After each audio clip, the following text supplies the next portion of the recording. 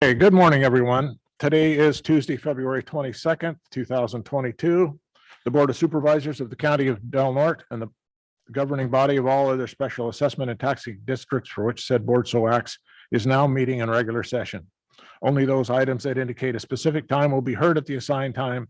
All other items may be taken out of sequence to accommodate the public and staff availability.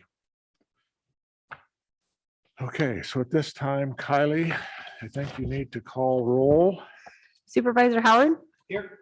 Supervisor Starkey, here, Supervisor Short, Here. Chair Hemmingson. Here. And I'll make note that Supervisor Berkowitz is absent. Thank you. And now if you'll join me in a moment of reflection.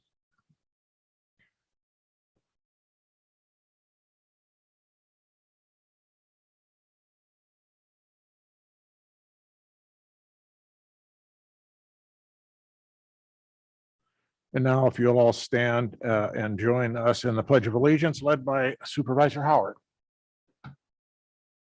Ready, begin. I pledge allegiance to the flag of the United States of America and to the republic for which it stands, one nation under God, indivisible, with liberty and justice for all. Any new employees? None today, Chair. Thank you.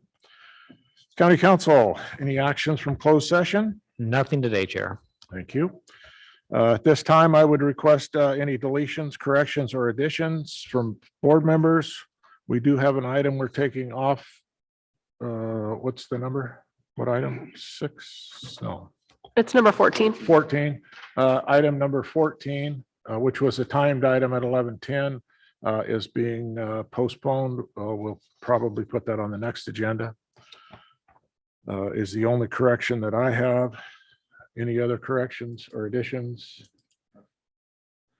Okay, seeing none, we'll move on to supervisor reports and announcements relative to the County of Del Norte.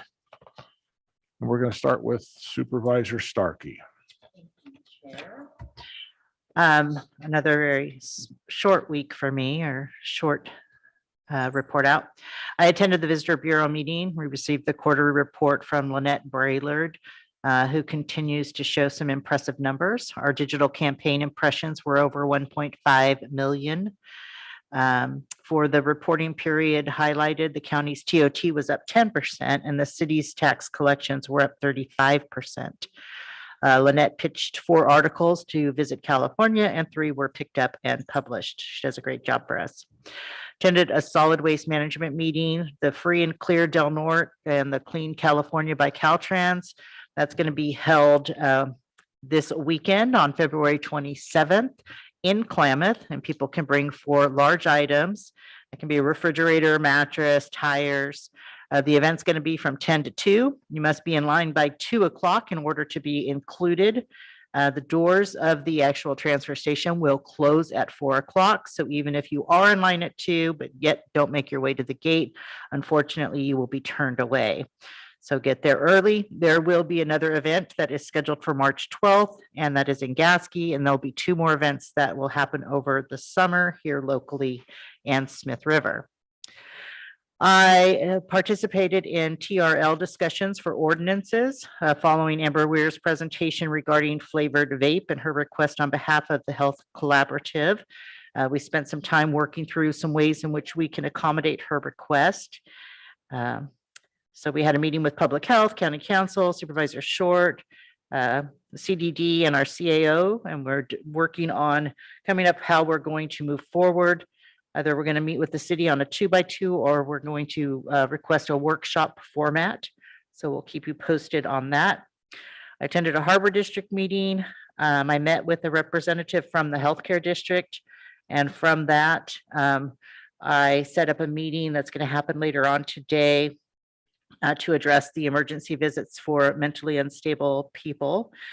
So we got Sutter Health, the healthcare district and behavioral health meeting today. And we're all just going to do a check-in to kind of see where we're at, making sure that we're all working together. Spent more time at animal services. I met with building maintenance to review some of the improvement that needs to be completed out there. So it's a safer place for the employees and the volunteers. Some are relatively minor and some are going to take a lot more coordination and funding, but I do believe that it's imperative that we continue to find solutions for this department as they do play a vital role in our overall health and safety of this community. And finally, there's been a lot of talk on social media, and I got several calls over the last couple of weeks with regard to Supervisor Berkowitz's absence. And I just want to make sure everybody knows that any one of us can help you. If you have any questions or concerns, you are more than welcome to reach out to any one of us. And big shout out to Supervisor Howard for taking on the cell tower issues over in District 5. So that is my report. Thank you. Supervisor Short. Thank you, Mr. Chairman. In the past couple of weeks, I've attended the North Coast EMS Medical Advisory Committee and Trauma Advisory Committee meetings. Participated in multiple discussions about Del Norte Ambulance and their request for the exclusive operating permit that is ongoing. I attended the Pelican Bay State Prison Citizen Advisory Committee. Warden advised us that there is significant shutdowns going on right now, and they're experiencing staff vacancies between 120 and 150 staff every day. Listening on a school board meeting, and was happy to hear that they chose to align their districts with the Board of Supervisors districts. So as not to create confusion between the districts themselves. Happy to see that they have finally, after 20 years, have adopted to be in line with the elections code. Participated in the behavioral health quality improvement meeting. Listening on a harbor board meeting as well. Attended the Del Norte Solid Waste Management Authority meeting. Won't belabor I was going to speak about the Del Norte Free and Clear event for this weekend in Klamath and in Gasky on the 12th. It will be coming to the Crescent City Transportation, but the date is still to be determined. And there is a possibility of a Smith River date before the end of June as well. As Supervisor Starkey said, participate in the tobacco retail license discussions. And the last thing I have is kudos to Redwood National Parks. The South Beach boat is no longer there. So good for them. Thank you very much. Okay, Supervisor Howard. Thank you, Mr. Chairman. I'd like to continue following up on this insurance issue that we're seeing in most of the WUI areas, these wild urban land interfaces here in Del Norte County and throughout most of the state of California. As most of my constituents and probably many of Bob Berkowitz's constituents are aware, insurance in the state of California for these areas in high fire severity ratings, you're either getting canceled or your premiums are going up close to 400%. And talking with a lot of folks on this, including the insurance commissioner, including Yana Valenkovic, who's been a stalwart at helping to investigate some of these issues, it's apparent that the insurance lobby at the state of California is trying to force the state's hand to do something about the issue. But it's not helping your average Joe. It's not helping me. It's not helping my neighbor. It's not helping anybody in the state of California that's currently getting dropped or currently having to face a 400% increase on their insurance. And here's the crux of the matter. Even though, let's say, a community like Gasky, for instance, has a tremendous amount of protection that's taken place on Forest Service lands. So they've done a lot of fire and fuels treatment around those areas. They've done everything they can to do home hardening. They've done everything they can to remove that fuel danger. Their insurance company is using an outside firm to rank whether or not that their insurance or their exposure is high. And if you're ranked by a company called Logic, which all companies in California use, if you're ranked over a 10, it's a non-renew policy for a fire risk danger. It's just automatic non-renew. Most of these folks are coming in 33 or 88% ranking, which is at this point, it means like you're never going to get insured. And if you are getting insured or they're offering you a policy, it's only because they missed the window to decline you. And so in looking into that, your only other option at this point in most cases is the fair plan offered by the state of California, which is incredibly high and really unaffordable for most folks. In addition, in reaching out to the commissioner's office, there are still a lot of insurance companies, at least on their website, at least 21 that I could see, that are offering policies in high fire hazard rating areas. I don't think the list is accurate because two of the ones that I know are on the list are denying insurance for folks in high fire severity areas here in our county. So I'm not sure what is exactly going on. I do know that our folks are suffering, and I do want to see what we as a board could do to help spur this conversation. I've been talking to senator staff about this, and it seems like the insurance commissioner and the legislature is completely separate.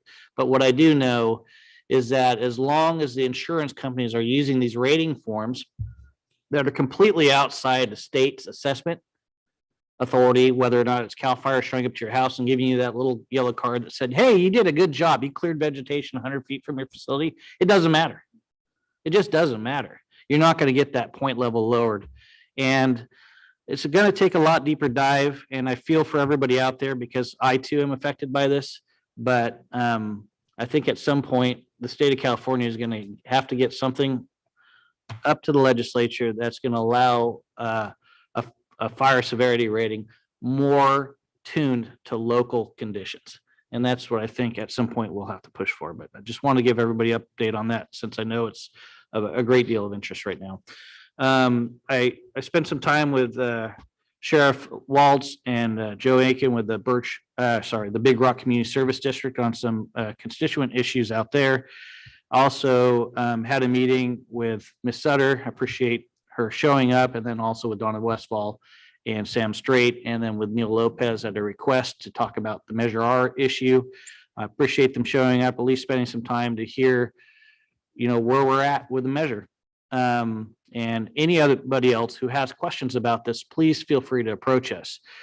As you're aware, when Measure R passed, it passed at a very narrow margin in the county. We still took the actions at the request of the voter to do what we said we were going to do with Measure R funds. And the salaries of our public safety personnel, in particular our sheriff deputies, our folks in probation, our correctional jail officers, our juvenile hall officers, our DA investigators, are unfortunately, they're all tied to Measure R. And if Measure R does go away under a recall, let's say if it goes away, so will those salaries. And I don't want to paint a gloom and doom picture, but there's no question it'll have an adverse reaction. And what we tried to do in a very important way with Del Norte County is try to continue to recruit the best to our area and cure this longevity issue, which our community continued to ask us for, and we as electeds heard by allowing the public to vote on this in the ballot measure. I don't know where it goes from here, but I do know it'll be on the ballot in June and folks will have a chance to vote for this again. But, sometimes this is what happens, and we are a free country and you are allowed to vote again. And in my opinion, I hope it doesn't go the wrong way, because if it does affect all those salaries that made us competitive, we're all our neighbors in front of us, and stop this revolving door we saw with all our offices. If it does go away, it's going to be a sad day, but I just wanted to make mention of that. Also met with Eva Scram. She's a journalist, a Dutch journalist in the Netherlands, who is out here doing some reporting on community response to evacuation type policies around tsunamis. Was interesting, had a chance to visit with her and City Councilman Blake Enscore. Also spent some time with Fish and Wildlife folks on elk issues out in the Fort Dick, Smith River area. and what's happening with the hoof rot disease in those locations. In addition, spent some time with Nick Rail and Russ Levine, talking about fundraising efforts around the Community Performing Arts Center, and also started some discussions with Mason and Marjan from the governor's office, and we'll be following up with them shortly on a meeting. Also spent some time with the Tolowadini Nation staff on a letter of support for a fish improvement project, which is on our agenda today. And then also assisted a landowner in the Smith River area with a landlocked parcel they have. And continuing to work on that and an oversight, unfortunately, of their surveyor not to record a deeded access to this landlocked parcel 20, 30 years ago. And that's all I have. Thank you. All right, I had a few things going on. Had a meeting with staff and Vice Chair Short on the ambulance contract, which I think there'll be more meetings to come. Celebrated my granddaughter's 10th birthday, so that was great.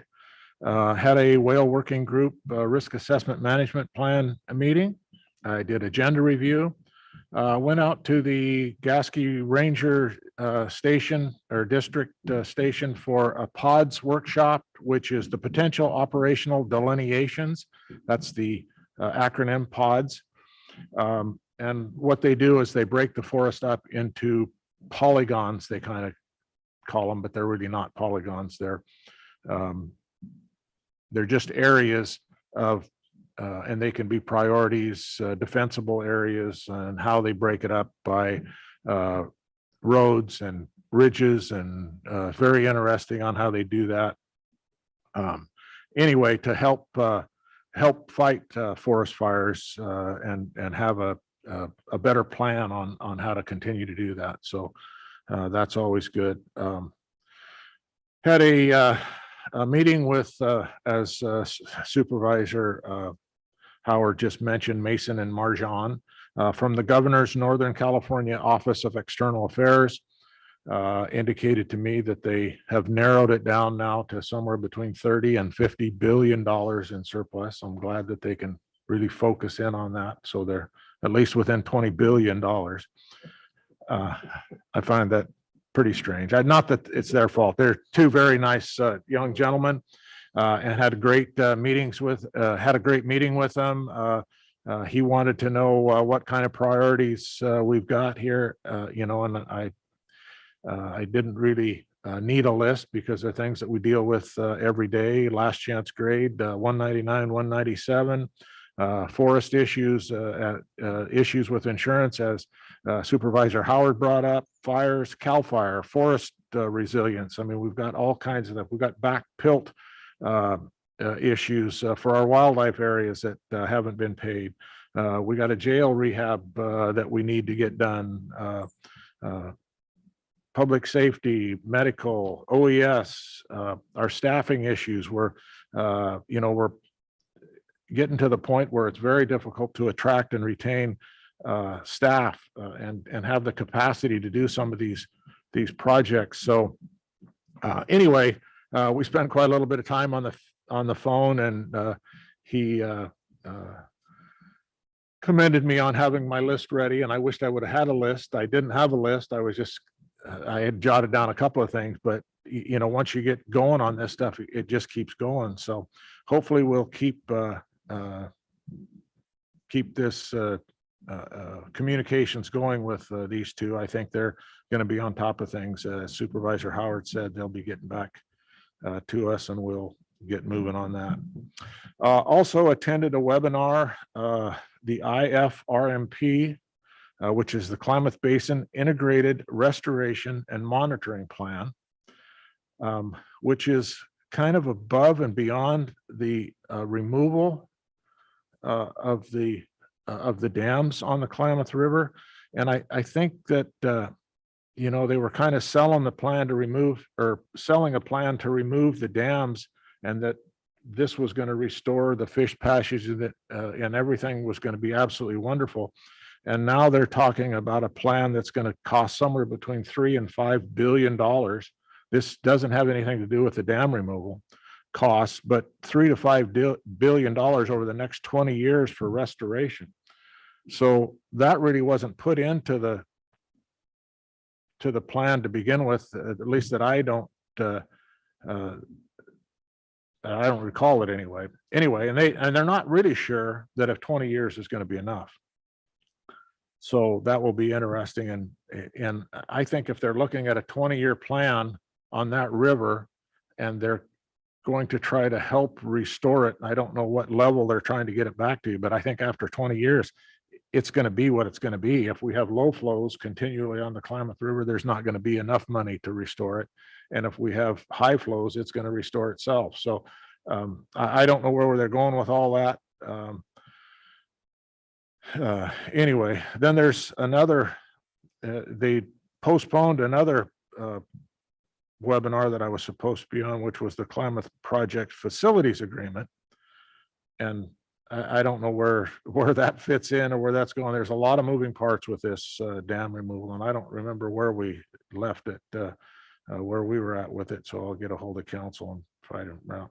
Also had a conversation with Jim Wood, who is running for re-election and wanted to get my support. So we talked over a few things, and I was more than happy to support him for his upcoming election, and hope he continues on with the job that he's been doing for us. And that is it for me. So we are going to move on to the consent agenda. Move to approve consent. A second. I have a motion and a second to approve the consent agenda minus item number 16. Oh, no, sorry, that's not on the consent. That's not 14. Anyway, the consent agenda, any public comment on consent agenda items only? Chair, I have a written one from Brendan Bieber. So I'm going to go ahead and read that if you're okay with that. Okay, is that on the consent for the consent agenda? Yeah, it's regarding items number 3, 4, number 6, and number 8. Oh, okay, cool, thank you. And it says, good morning, BOS. The lack of leadership county administrators and the BOS demonstrate is destructive. Highlighting your lack of influence is today's agenda, where you continue to terrorize constituents with the county's health ordinance. The threat of this ordinance to separate families is a black eye for this board, and you have broken the trust of many in our community. With leadership like yours, it's easy to see why we have an increase in crime and lawlessness. Not updating your agenda in a timely manner illustrates the dereliction of staff's job responsibilities.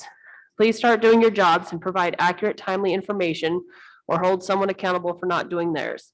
The fact that you would agree to give up the rights of your constituents is alarming. Firing Dr. Stutz would be a good start, but I will limit my comments to the consent agenda. Once again, the DHHS is prevalent throughout this agenda. I request this board investigate DHHS for its role in the increased cases of mental illness, child abuse, violence, depression, substance abuse, and domestic violence. I have attended several DHHS meetings recently. I've heard open chuckling about having a budget and several comments of spend it or lose it from its management team. The responsible use of our tax dollars is not acceptable. This board just approved pay increases for many employees of DHHS. During the December 14th board meeting, a DHHS self-audit showed that 2/3 of the employees don't trust their leadership. Why do you continue to reward bad behavior? Vote no to item number 3. If increasing the salary and lowering the applicant's minimum requirements is the county's management policy, then we should do away with more county management. It's a double negative. We're paying more for and getting less qualified applicants. Vote no to item number 4. We should not add staffing to a failing DHHS department. Increasing their salary would be another example of rewarding bad behavior. Yes, DHHS helps some people, but government should not provide healthcare services. As an example, if behavioral health could eliminate mental illness, they would effectively be firing themselves. Data suggests that more we spend on these programs, the worse the problems become. Vote no to line item number 6. These funds should stay in the county and not to be outsourced to an out-of-state contractor. Vote no to item number 8 and place this consent item on a future agenda. Science is changing, but today's science is not proving the hysteria provided by Dr. Stutz to be true. The COVID addendum should be removed from the IIPP and replaced with a common sense health program. The current state of emergency applies immunity to a public official from injuries resulting from COVID. Hopefully, when this ridiculous state of emergency ends, we can hold you in contempt for your intimidation and coercion against your constituents. Do all consent agenda items get approved? You can never run a business or a family so carelessly. Brendan Bieber. Thank you. Any other public comments? Charlie? I do not have any online. Okay. So we have a motion and a second. Bring it back to the board. Any further discussion? Kylie, please pull the vote. Supervisor Starkey, Yes. Supervisor Howard, Yes. Supervisor Short, Yes. Chair Hemmingson. Yes. Okay, it's 10:25, so we have our 10:25 public comment period. Members of the public may address the board on matters which are within the jurisdiction of the board. If you're addressing the board regarding a matter listed on the agenda, you may be asked to hold your comments until the board takes up that matter. Comments will be limited to 3 minutes. Please come up. Good morning, Linda Sutter, County. I just want to bring it to your attention, and I said this to Mr. Lopez and to Mr. Howard during our meeting, is that there appears to be when some of the county workers work on holidays, or they don't get holiday pay, instead they get flex pay, and if they don't get overtime, they get flex dates. And so that Mr. Lopez said that was against the law, and I said, I agree, but that's probably one of the reasons why you're not keeping some of your county workers. The other thing is I hear you mentioned something about exclusive operating permit for Del Mar ambulance. I don't know what's involved with that, but I want you to take into consideration that for some reason, most of the calls, 911 calls, the fire department goes to first instead of the ambulance. And, you know, maybe the ambulance needs to step up and hire more people. That's all I got to say. Thank you. Thank you. Any other public comment? Chair, I don't have any online. Okay, seeing no public comment, then we'll close the public comment period. And we will move on to item number 15, which is to approve and authorize the chair to sign a letter of support to the Smith River National Recreation for the Smith River National Recreation Area Expansion Act. So this is this came to my attention a while back, and I was not in favor of it because I didn't think that we should be influencing our opinion into another state or another jurisdiction.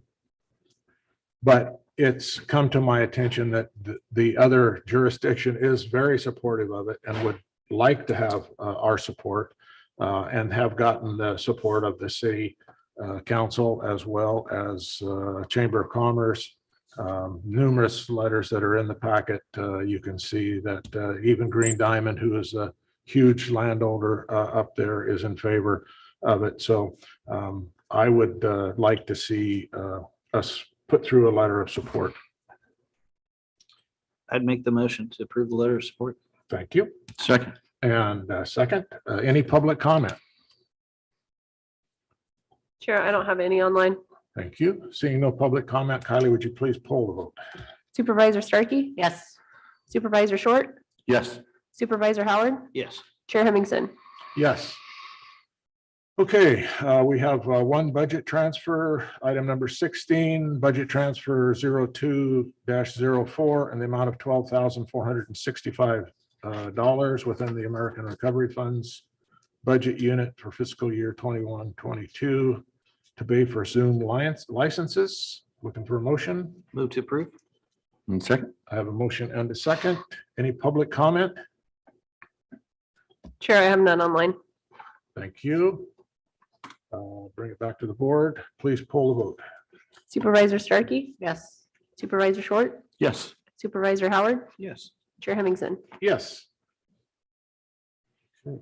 Are we down to nothing? What but do you gotta do now, boss? Timed items. Well, I'm a minute off, so You're early. Yeah, Yeah. well, I guess it's better to be early than Yeah.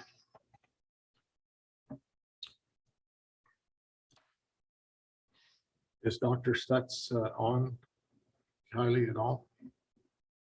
I'm not seeing him yet. I do usually email him, and I didn't get to that till this morning. We had a long weekend and it slipped my mind, so I don't know if he saw it, so that could be my issue, so I apologize for that. Okay.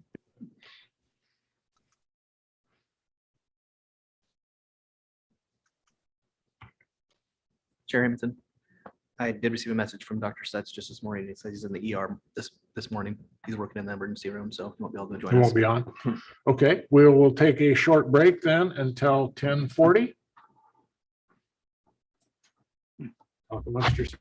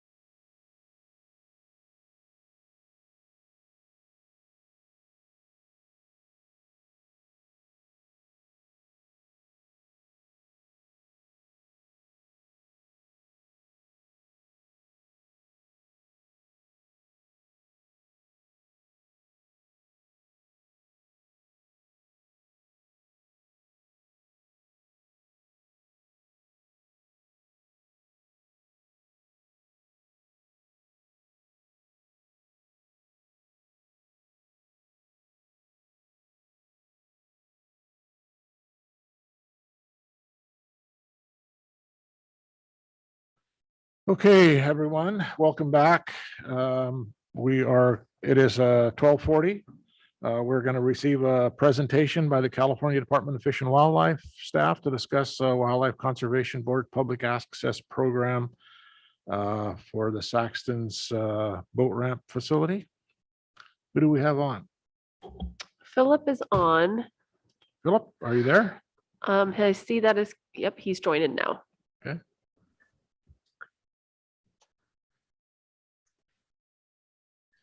Hello, I'd like to start, get the video on me. I don't know if it's on your end. Okay, start my video. Fine. Thank you. There we go. There you go. Good morning, Chairman and Board of Supervisors and everybody. Thank you for the opportunity.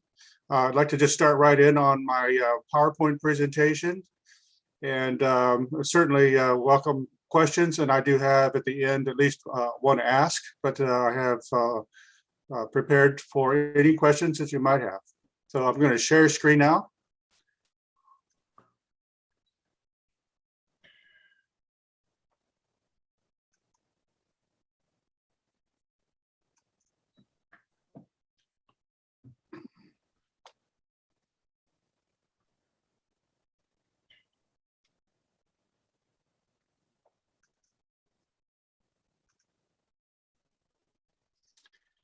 Okay, can you see that?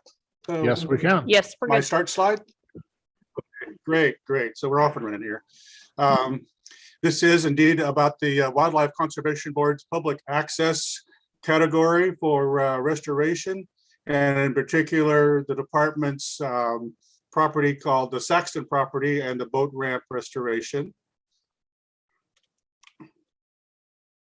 We're going to talk about first the project description, just the highlights of it. Welcome any questions at any time. Then we'll talk about the budget and a summary. I realize the slide I have for the budget is pretty intense. So I'll cover the highlights if you can't read it very well. And same thing, the third item is a generalized timeline for this project. And we'll get into it. So here's a series of pictures I thought would be good, as I say, 1,000 words. So the Smith River is a popular destination for fishermen seeking trophy salmon and steelhead. As you know, the state's record for steelhead, 27 pounds, came out of the Smith River. It's, I think, one of the most important aspects for the local industry. Here's an aerial shot of the Smith River with the, see if I can bring this up. I don't know if I have this access to this or not. We'll try this laser pen. Sure. So right here is the boat ramp, and here is Highway 101. So it's a really easy access from Highway 101 to this boat ramp. Okay. It's the lower boat ramp in the Smith River where motorized boats can be put in. They just are not allowed above Highway 101 bridge because of the wild and scenic river status.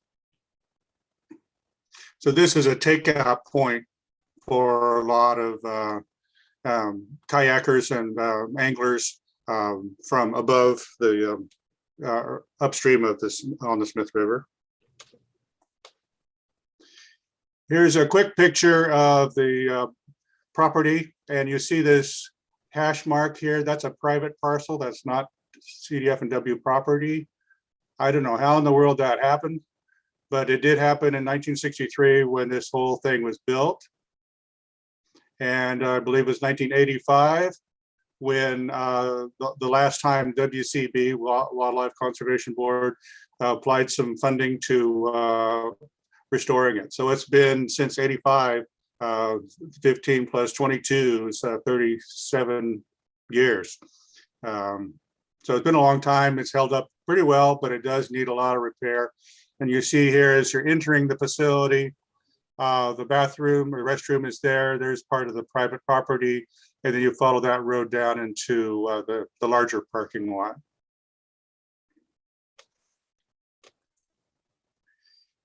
can see how the asphalt is degrading and there's lots of potholes in there. Same thing with parts of the boat ramp. We'll talk more specifically what we are doing and we are not doing on the boat ramp. So there's that.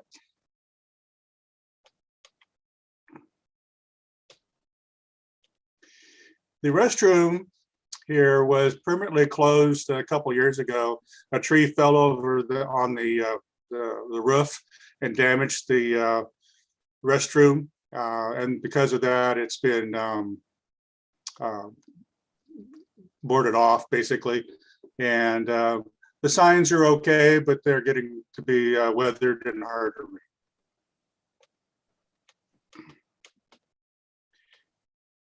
As I said earlier, it was 1985 when the WCB funded improvements to the public access facility. And that's the last time the site has benefited from significant upgrades of any kind.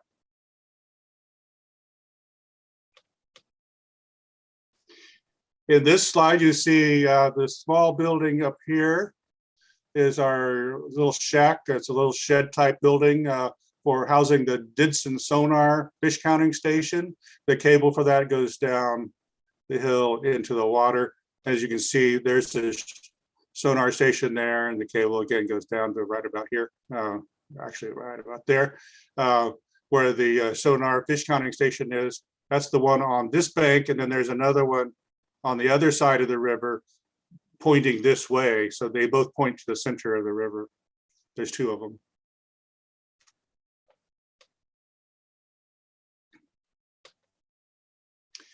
Now we'll talk a little bit about the budget.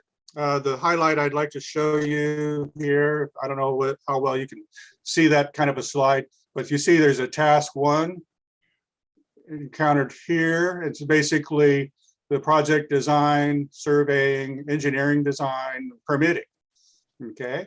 And then we go to the task number 2, which is divided up into bidding and the completion of bidding and contracting. Then task number 3 is the actual construction. This is the bulk of the cost of the whole thing. And all of these are parts of task number 3. Task 4 is project completion. Task 5 is project management. The contribution from CDF and W is our time, and that's about $77,900, about $78,000. The project minus that is $806,000, is a grand total of $884,000 for the whole project. And on this Gantt chart, hopefully you can see, let me get my notes here. I know it's kind of hard to see those pink squares. So let me highlight that a little bit. Yeah, we can't see any pink squares. Okay, I'm sorry about that. That's all right. The task 1 is finalizing the project design here. And you'll notice that it starts more or less in February. But the problem is we have moved, our meeting with WCB has been moved to August. Okay, so this whole Gantt chart should be moved that way about 5 months or so. Okay, the second task here is all the bidding going on, and here that is, and these months here. And then what's to me the important part is the project construction. So you see its construction window is in July, May of 2023, and it ends in July of 2024. Okay. Then there's the project completion and oversight type stuff that continues the entire time to out into the beginning of 2025. Okay.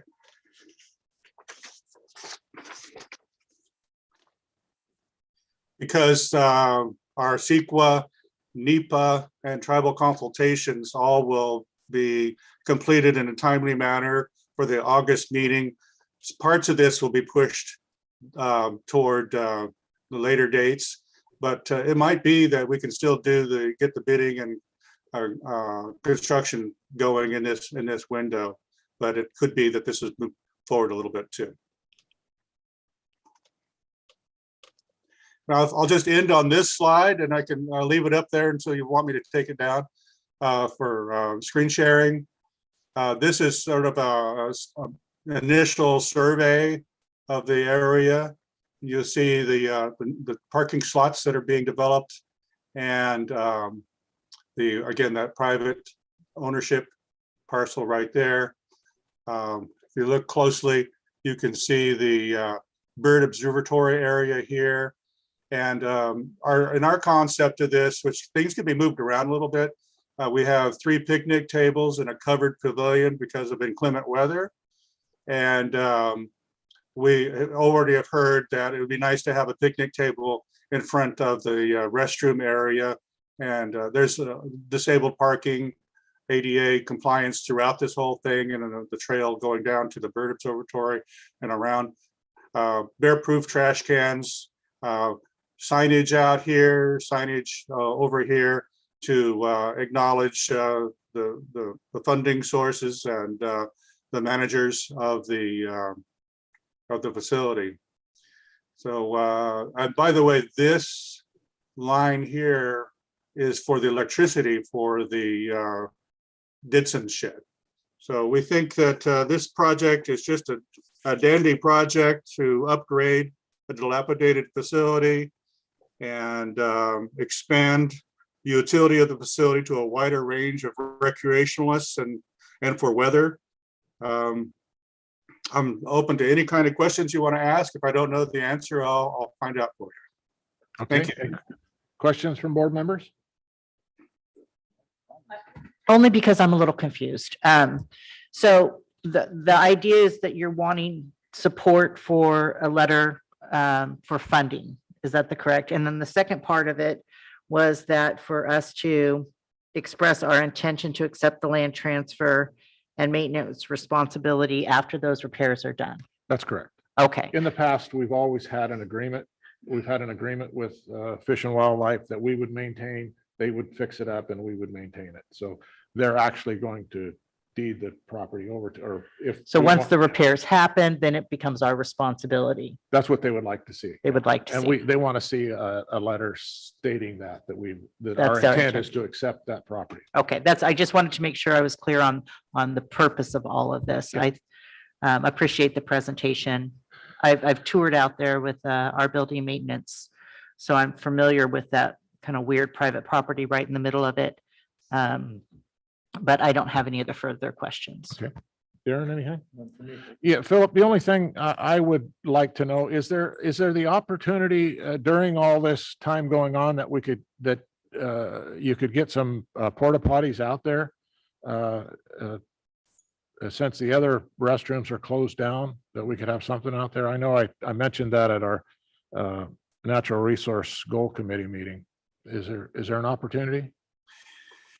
I don't think so. I talked to my manager about that and he said, we will not be putting any porta potties out there.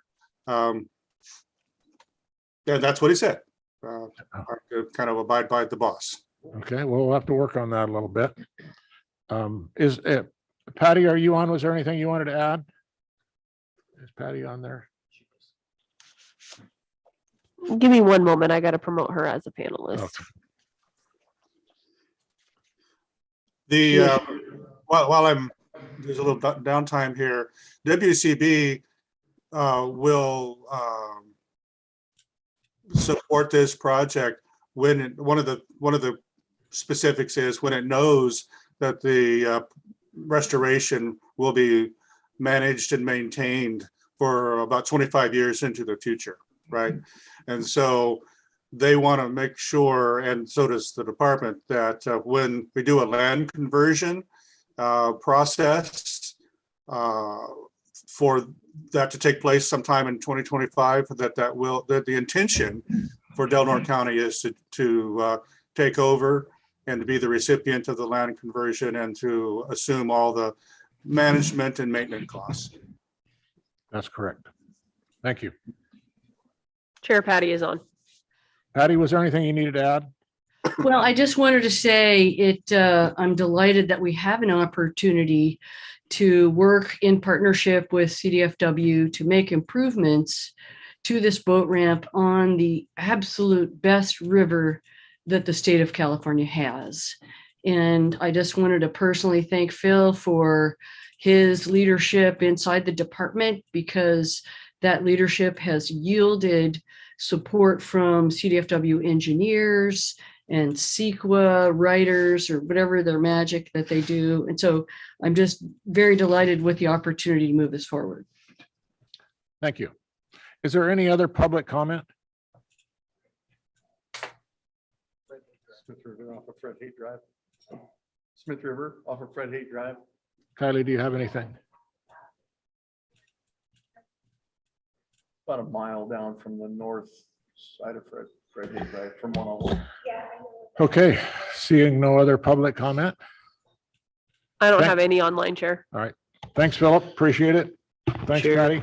Yeah, Chair, I'd like to make a motion to approve and authorize the chair to send a letter to the Wildlife Conservation Board in support of the California Department of Fish and Wildlife's request for public access program funds to restore the Saxon Public Boat Ramp Facility, and approve and authorize you to send a letter to the California Department of Fish and Wildlife expressing the county's intention to accept the land transfer and maintenance responsibilities of the Saxon Public Boat Ramp Facility following the completion of the site restoration.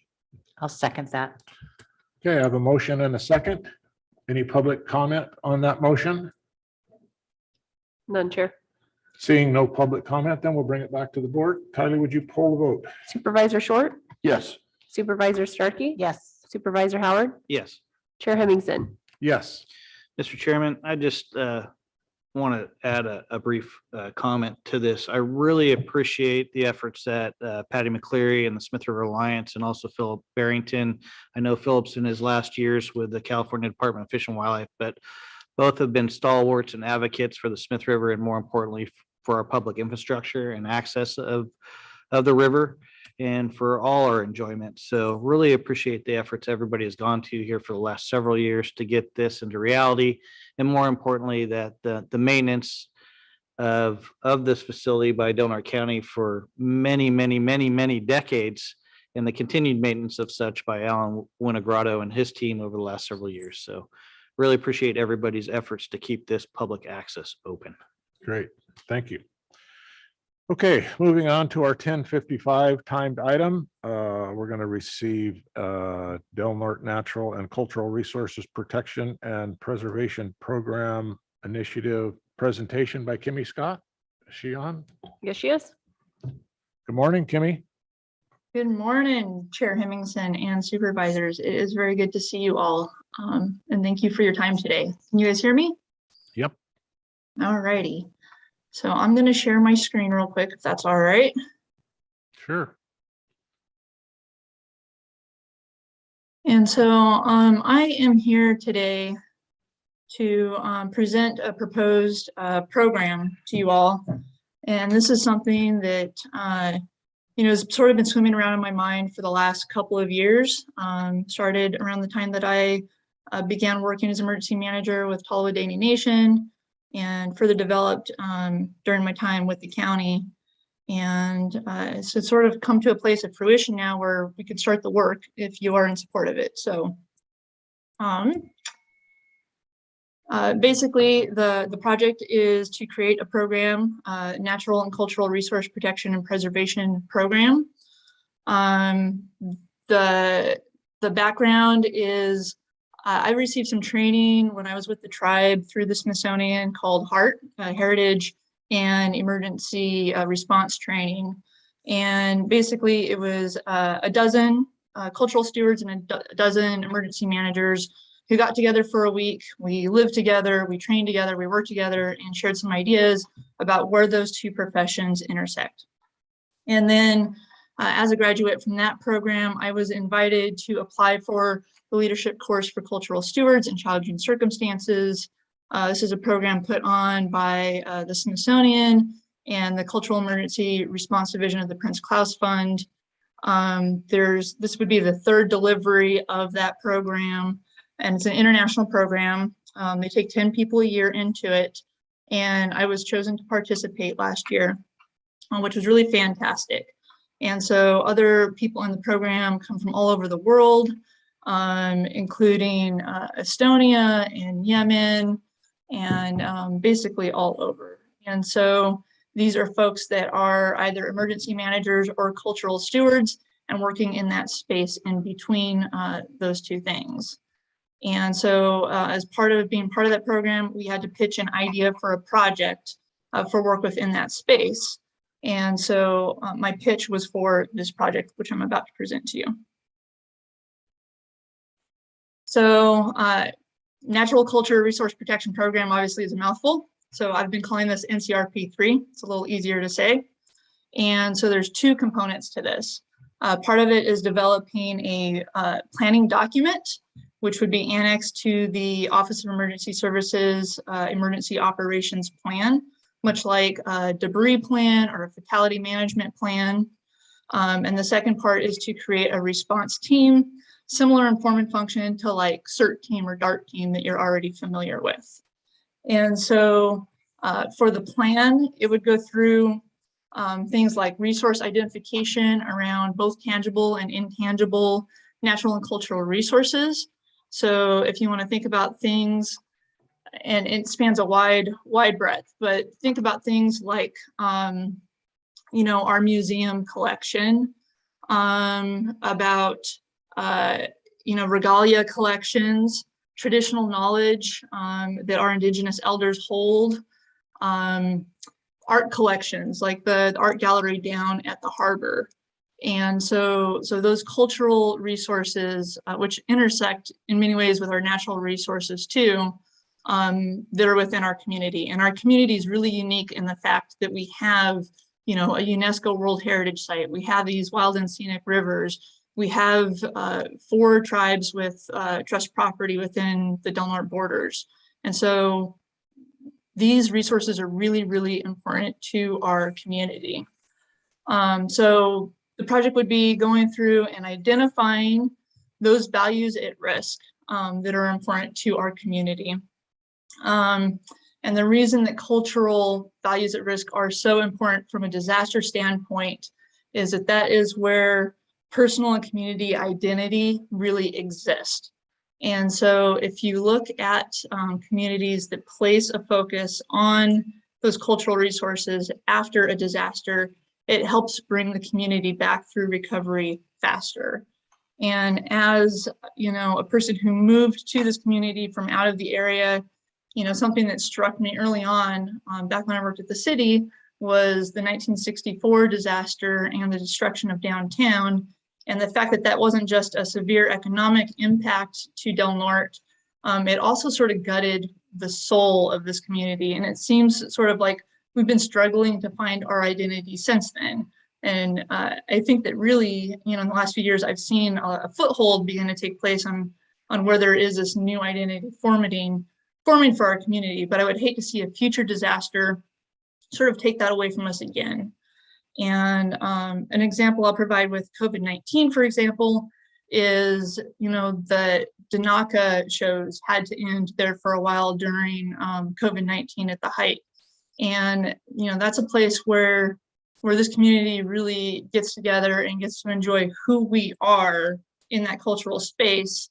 And something like this will help us be able to carry those things through a disaster and not stop or disappear during a disaster. So the plan also includes risk analysis, mitigation, response, and recovery actions, and would outline roles and responsibilities. And this would serve as a foundation for the next step, which would be to create and train a response team. And so a response team, this happens in some other parts of the world and with institutions like the Smithsonian, where people are trained in cultural and heritage first aid. And so you think about, like, if our museum were threatened, having a team that was trained in being able to go in there and secure those items, store them safely in a climate controlled environment, and protect them from being impacted through whatever disaster it was. Or on the flip side, if a disaster did impact that space, and if there was, smoke destruction, water destruction, having folks trained locally who know how to go in there and secure those items, stop, for example, photographs, if they get waterlogged, you can freeze those photographs so that they don't continue to break down. And then there's methods that you can use to help restore those in a fashion that brings them back without, losing the value of them. So the team would be trained on how to do those things. And then the team would also sort of be a voice in other spaces of OES. So like when we go after mitigation funding, looking at the way funding can help support preserving and protecting our natural and cultural resources. Again, why this is important here is, we're a unique place. Where the redwoods meet the sea, there's not a whole lot of places quite like Del Norte out there. And we have a ton of culture and natural resources here. We're also highly at risk for lots of different hazards. Earthquake, tsunami, wildfire, landslide, drought, severe storm, climate change. All of these things have the potential to affect us. Supervisor Howard was just talking about wildfire risk, right? So we have a lot of things that threaten us here, and we want to be able to protect and preserve these to support our way of life and protect our identity.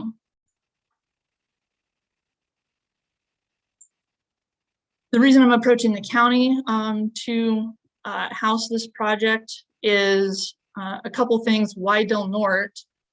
Because of everything that I just went through on the last slide. Also, Del Norte is home to me, and I care about it. So this is something, that we could potentially do in a lot of different communities, but I would really like to see this project housed here.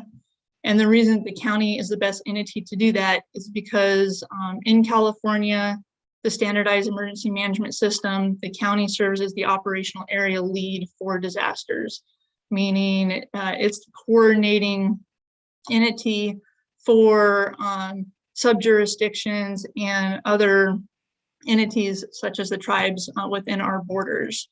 And so in order to engage with all of the stakeholders that are really important to something like this, the county is the best place to hold it. Budget for this project is roughly $100,000, but I'm not coming to you asking you for any funding. The project planning portion and the project exercise portion, my current employer, Tidal Basin, has offered up basically my time as project manager to work on this during normal business hours to help develop this out. This is something that's never been done before at a local government level within the United States. And so they see the importance of it also. And it's something that I would like to see other communities sort of look to Del Norte for inspiration to do this. And they're willing to back that up. The remaining costs are some organizational costs, supplies and equipment, and training costs. Those would come in phase 2 of the project. Basically with the in-kind donation from Tidal Basin, the first year or so of this project will be supported immediately. So if you approve this today, we can get working on it tomorrow. For that second phase, with the development of the team and getting them trained and exercise, would be about a year out. I am applying for funding to support those things. I just applied last Tuesday to the State Farm Neighborhood Assist Grant for $25,000, and I will continue to look for grant funding and other sources of funding to meet the rest of that need. The timeline, if we were to kick this off in March, as you can see here, is a total of about 2 years for the project, roughly a year for the plan development, and roughly a year for the team development, with an additional 6 months built in there in case things happen. As we've seen a lot in the last couple of years, things do happen, and sometimes projects like this get delayed. So, but hopefully this would be wrapped up no later than August of 2024. The benefits to the county, to receive approximately $100,000 worth of disaster preparedness support without any impact to the general fund or from the normal emergency grant programs that you support other things in OES with. And again, this is something that hasn't really been done. And so, you know, we can be the first ones to go out there and establish a framework for how to do this, and hopefully be an inspiration to other communities like ours. So what I am requesting from the board is for my time with Tidal Basin as an in-kind donation requires a contract, which is included there in your board packet. Again, there's no cost to the county for that time. Fiscal management of additional funding. So any grants that I do acquire to help support this project, I hope that the county would help manage those grants. Staff time to collaborate on the project. Obviously, I don't want to do something like this without participation by the new OES manager and coordinator, and Christina, who's the fiscal manager there in OES, actually has a background in art history and cultural resources, and would love to have her input. So some staff time to collaborate on this. On the other side of this, the hours that our stakeholders would be participating in the planning process and in the training process, those are hours that the county can use as in-kind match for the grants that you do use through OES. So those DHS grants, EMPG requires an in-kind match or a fiscal match. So these hours could be used as an in-kind match for those grants. So there's actually a fiscal benefit. Once the plan is created, would hope that you would annex it to the emergency operations plan. Of course, not without reviewing it through the normal proper channels. So once that plan is drafted, it would go to the disaster council for review, who can't remember everyone off the top of my head, but that's like the director of OES, the sheriff, the fire chief, the police chief for the city. And so it would be looked over by folks that know what they're doing before it formally gets adopted. And then acceptance and care of the storage of the equipment purchased to help support that response team. And so, you know, the response team, those volunteers will need like backpacks to support their response. There's equipment that's needed to control storage environments, so humidity control, temperature control. So to store that equipment in the current OES storage facilities. And then once this team is trained up and sort of ready to be deployed, acceptance for ongoing management and training of that team. So about 2 years from now, I hope to hand you a team that's been trained to do this kind of culture, heritage, first aid work, and would just hope that the OES program would continue to oversee that team. So that was a lot of talking. I assume that you folks might have some questions. Thank you, Kimmy. It all makes sense. It looks like that's what should be done. So any questions or comments from board members? Yeah, I just want to say that this is about as close to a no-brainer as they come for many reasons. First and most important, the cultural resources, as Ms. Scott mentioned, for our community. I mean, there's quite a bit of history here in Del Norte County, especially with our tribal histories. And that really needs to be preserved and protected in case of emergencies. We saw and witnessed what it did to communities in Japan when a large tidal wave came and wiped out 13 square kilometers of their community, and everything was lost. So these type of events really preserve the history and culture of a community. And I'd love to see Del Norte County be the first to this and be an example for the nation on how to preserve and protect what's very important to our community and those who have come before us. And with this important piece and the in-kind donation from Tidal Basin, I think this is really a great step for us to take at this point in time. And I think with that, Chair, I'd make a motion to receive the Natural and Cultural Resource Protection and Preservation Program initiative, which we just did, and approve and authorize you to sign an agreement for the professional services from Tidal Basin. Okay, I have a motion. And I'm going to second it. But I also just want to add, like Supervisor Howard said, this does appear to be a bit of a no-brainer. This is an exciting project. I'm excited, Kimmy, that you are bringing this forward to us with your knowledge, and that perhaps we can be a template for future communities to look to. I appreciate all the hard work that you put in this idea together, and then the presentation here today. So I'm very excited to see it through fruition. Aaron, anything? Nothing from you. Thank you. Okay, yeah, thanks, Kimmy. It's so often that we're left out of things like this, that we don't get part of the involvement if we're not the ones leading the charge. And so really thankful that you're including us, I think, more than you're wanting us to be included. So anyway, great presentation. Thank you so much. Thank you very much. And with that, is there any public comment? Chair, I'm not seeing any hands raised online. Okay, with no public comment, then we'll bring it back to the board. And Kylie, will you pull the vote? Supervisor Short, Yes. Supervisor Starkey, Yes. Supervisor Howard, Yes. Chair Hemmingson. Yes. Okay, on to Thank you. legislative and budget issues. Are there any, Neil? Nothing today, Chair, but I will be bringing back Measure R update as well as a fiscal year 21-22 update at the next meeting, March Okay. 8th. Great. Anything from supervisors to add? Kylie, are we good? Yep. With that, we are adjourned to our next meeting, March 8th, 2022. Thank you very much.